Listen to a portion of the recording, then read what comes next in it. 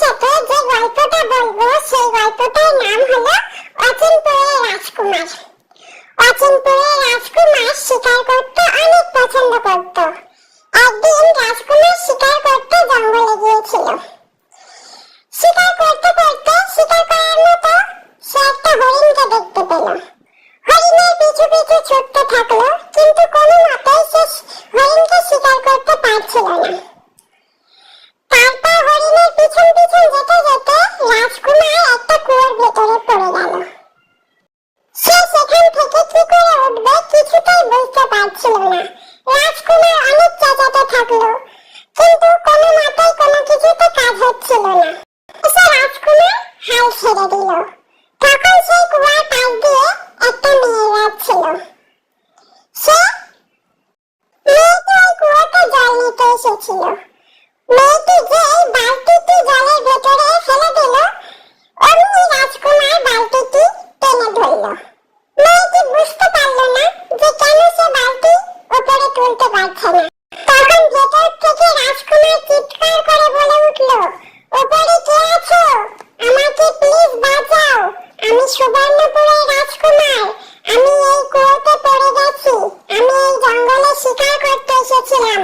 তুমি যদি আমাকে বাঁচাও তাহলে তুমি যা চাইবে আমি তোমাকে তাই দেব।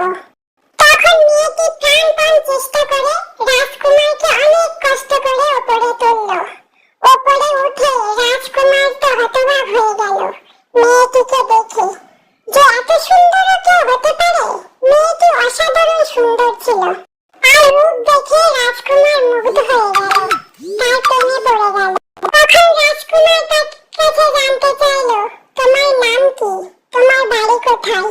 তখন মেয়েটি বলল, আমি পার্বতী। আমি পাশের গ্রামেই থাকি। রাজকুমার মনে মনে ভাবতে থাকলো, এত সুন্দর মেয়ে আর আমার পাশের গ্রামেই থাকে, আর আমার চোখে এতদিন পড়লো না। মেয়েটিকে জিজ্ঞাসা করলো, তোমার বাড়িতে কে কে আছে?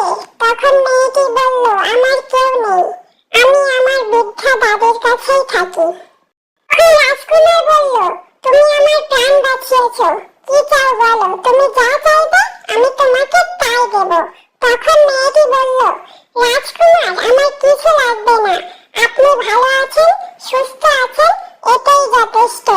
আমি যেমন আছি বেশ ভালোই আছি, আমার আর কিছু লাগবে না।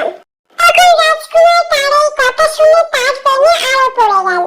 সে মুগ্ধ হয়ে গেল যে মেয়েটি এত সুন্দর, তার রূপ যেমন, তার গুণও তেমন, তার কোনো লোভ নেই।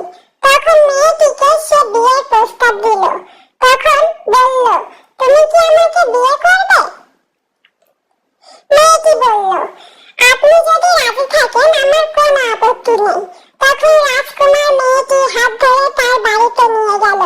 বাড়ি গিয়ে রাজকুমার তার বাবা মাকে সবকিছু বলল। তারপর রাজকুমারের বাবা মা ধুমধাম করে তাদের 4 হাত এক করে দিল। বিয়ের পর রাজকুমার আর পার্বতীর সুখে সংসার হতে লাগলো।